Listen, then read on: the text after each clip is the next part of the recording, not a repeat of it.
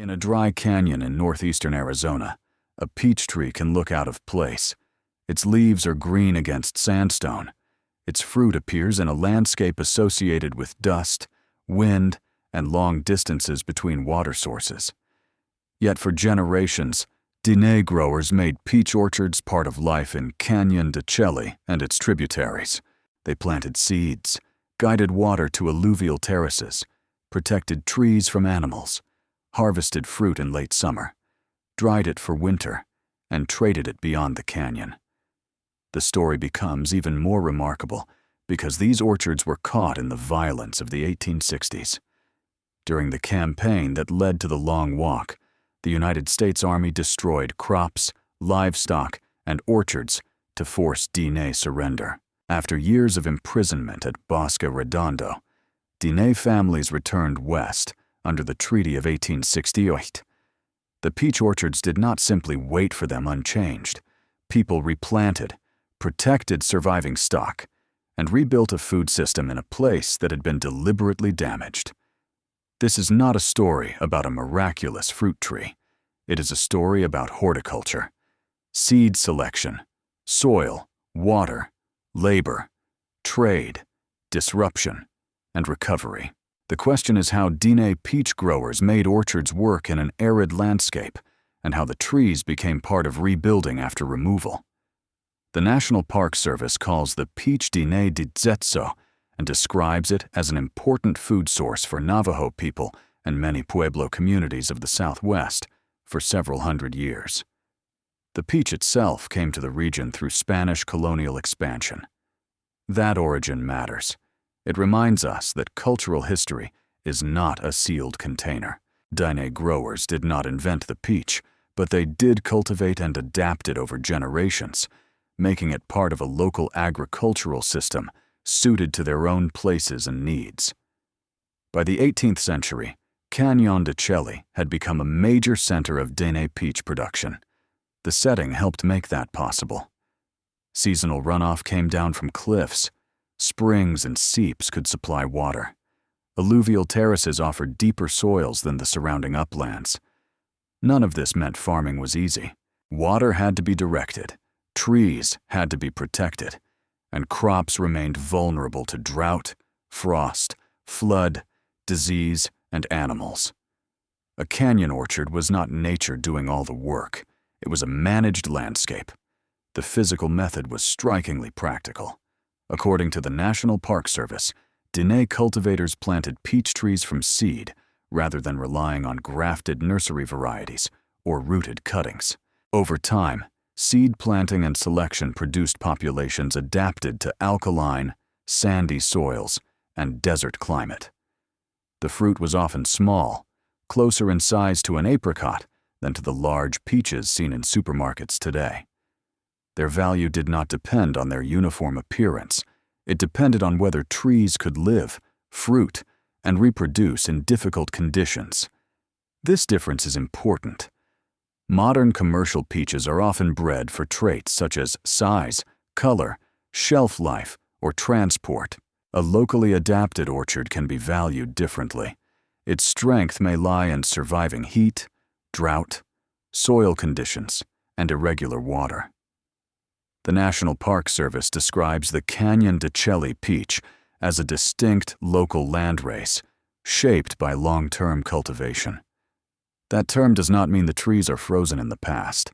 It means a population developed recognizable traits through repeated seed growing, selection, and adaptation in one place.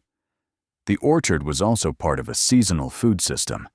Families could eat peaches fresh, cook unripe fruit, dry ripe fruit, and store it for colder months. Dried peaches could travel more easily than fresh fruit and could be exchanged for meat, sheep, baskets, or hides. The National Park Service describes fruit being split, pitted, and dried in the sun, then kept for later use. This is a public historical record of food preservation, not a license to treat every household practice as public content. The larger point is clear. The harvest extended beyond a few weeks of ripe fruit. The work surrounding an orchard was shared, skilled, and continuous. Trees had to be grown from pits saved from earlier harvests.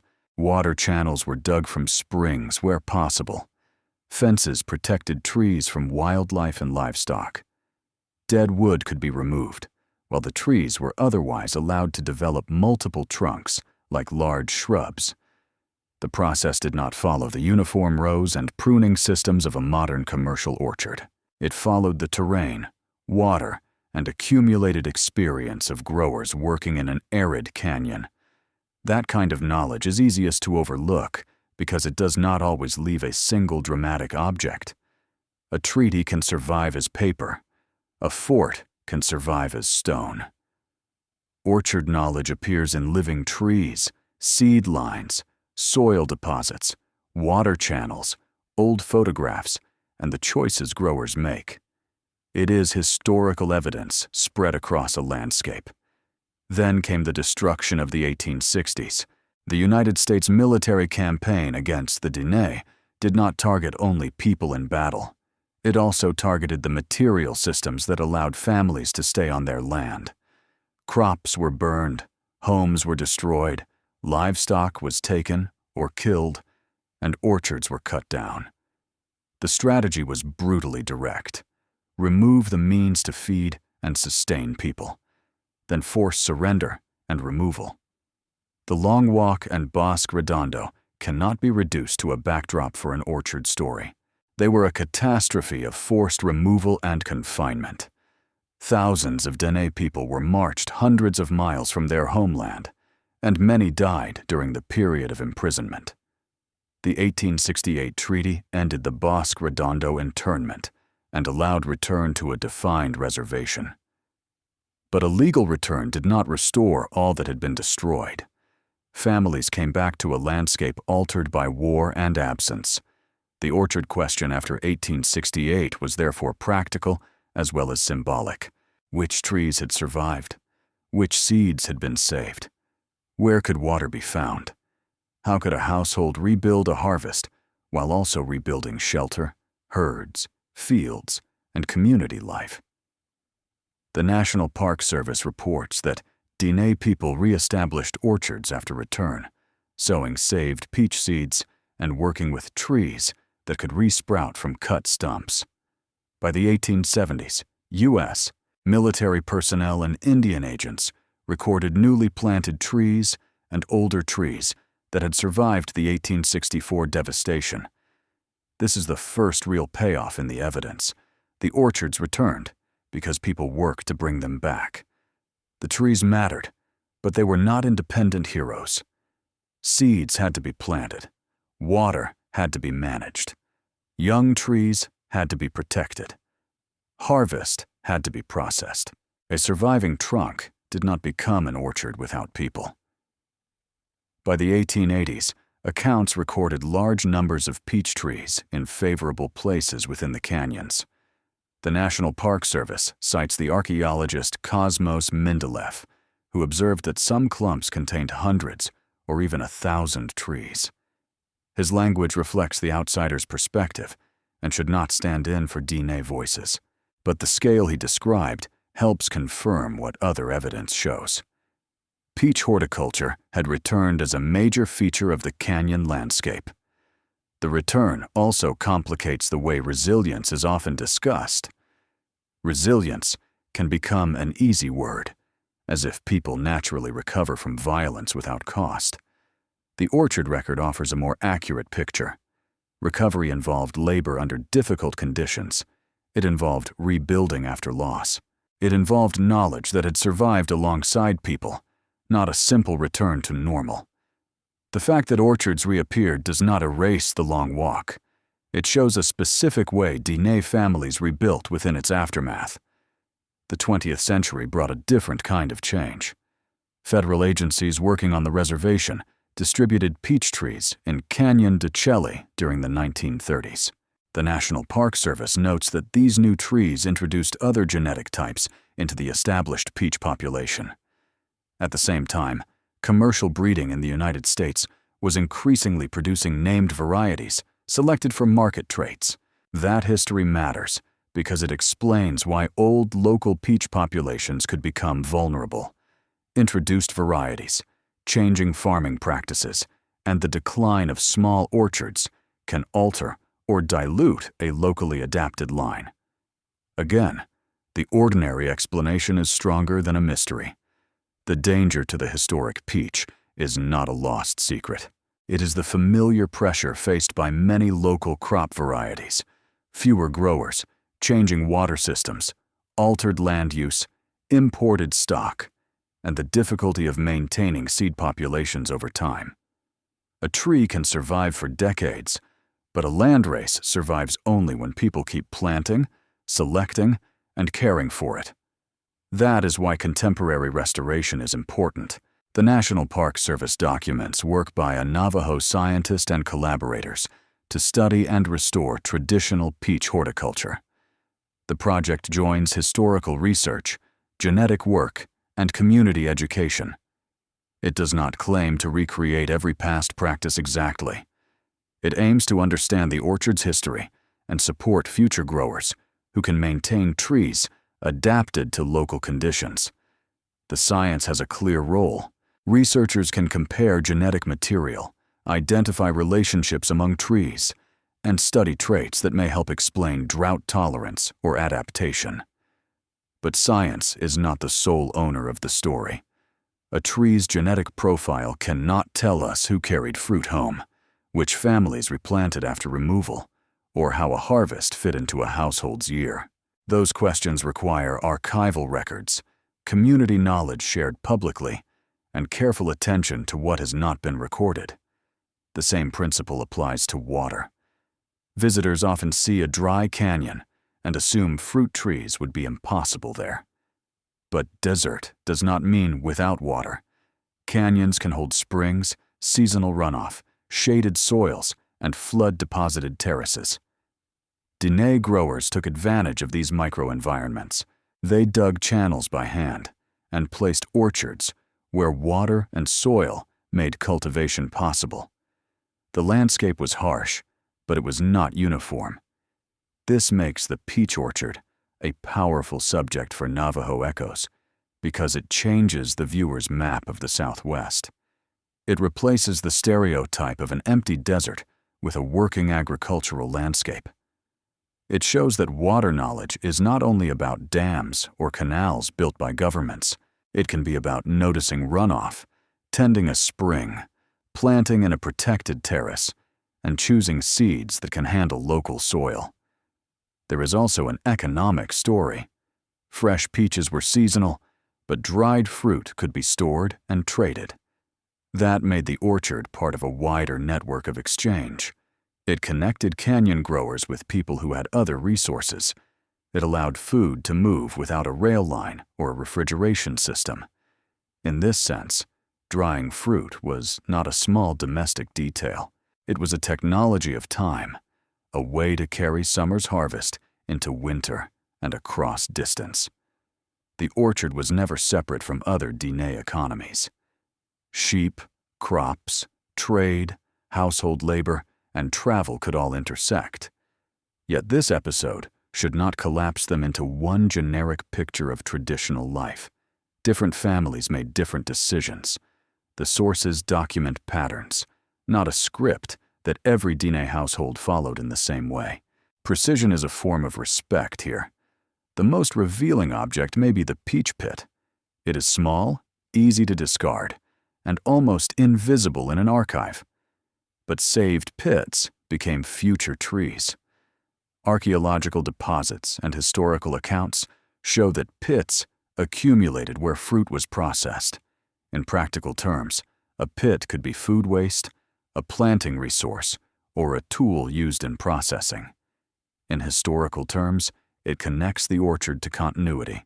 It shows that a food system can be rebuilt one seed at a time.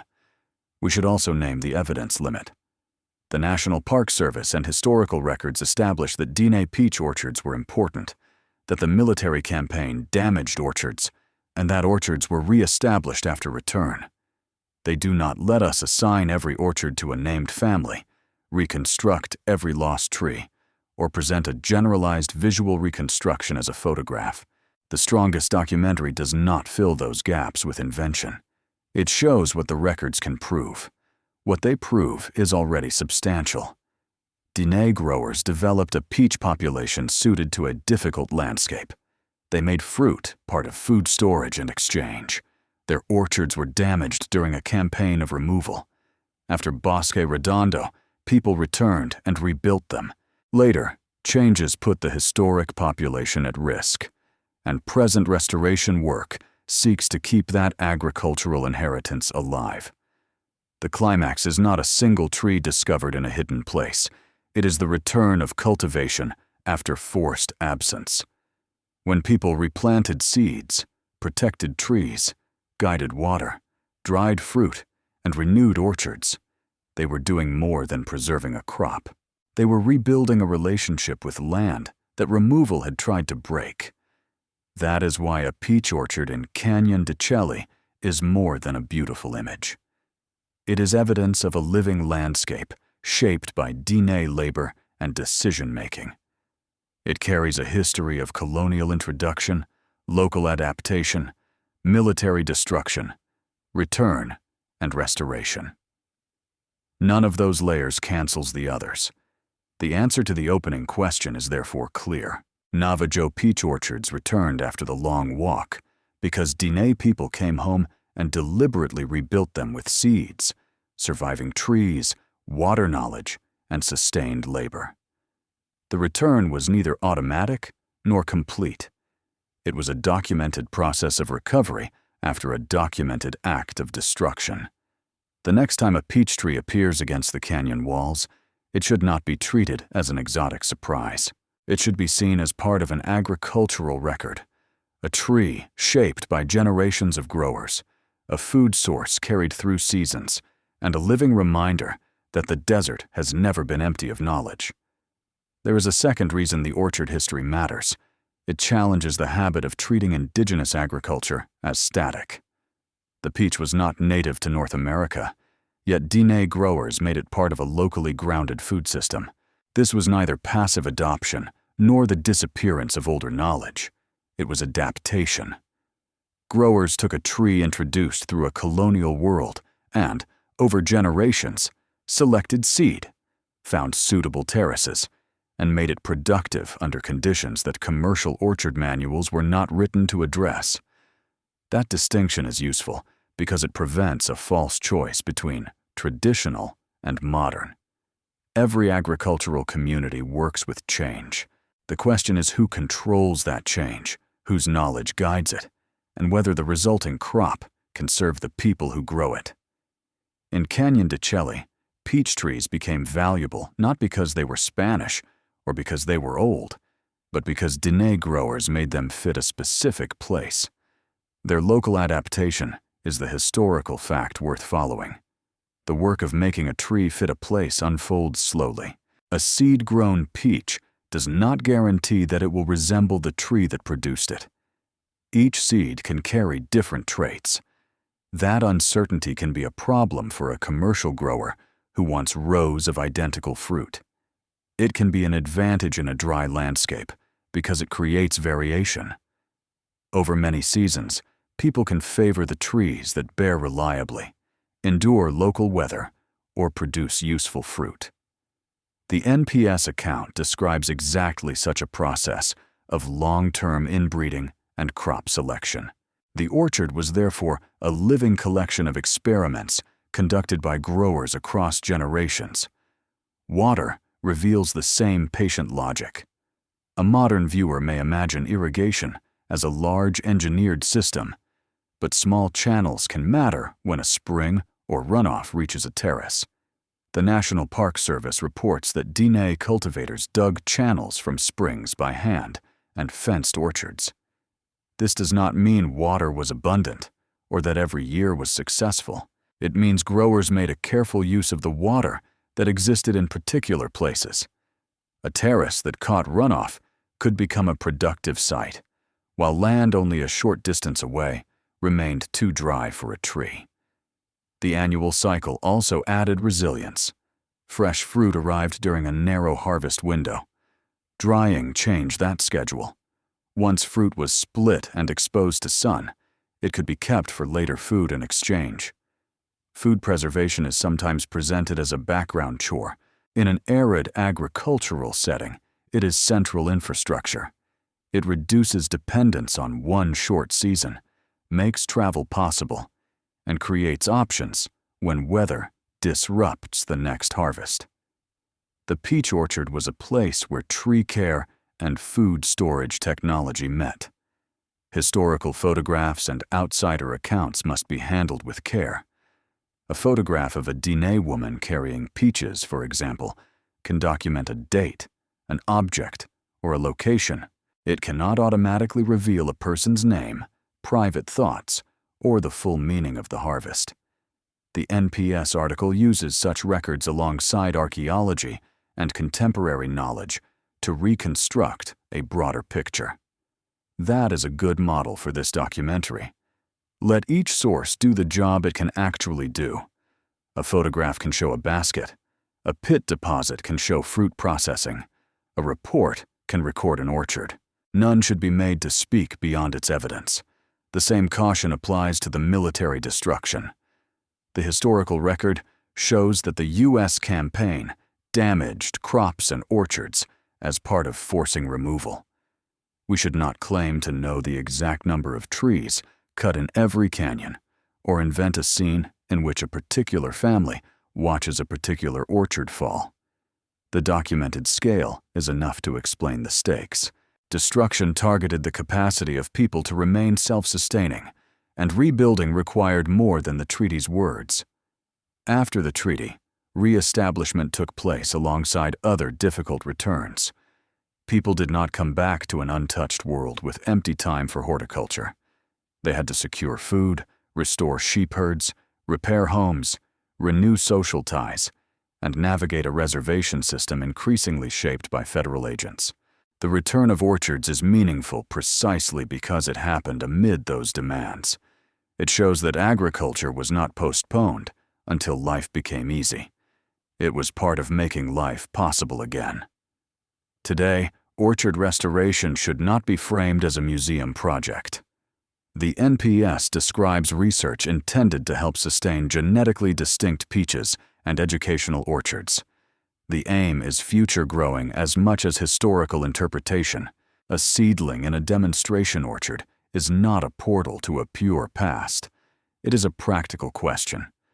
Can a locally adapted tree continue to be grown, shared, and understood in the conditions Diné communities face now? That present question includes climate, water, and food security. It also includes ownership of research. Scientific study can support restoration, but it should be accountable to the communities whose agricultural history it investigates. The most responsible version of this story is not an outsider arriving to discover a lost peach. It is Diné growers, researchers, and institutions carrying forward public work to understand a cultivated tree line that remained meaningful despite removal, policy change, and time.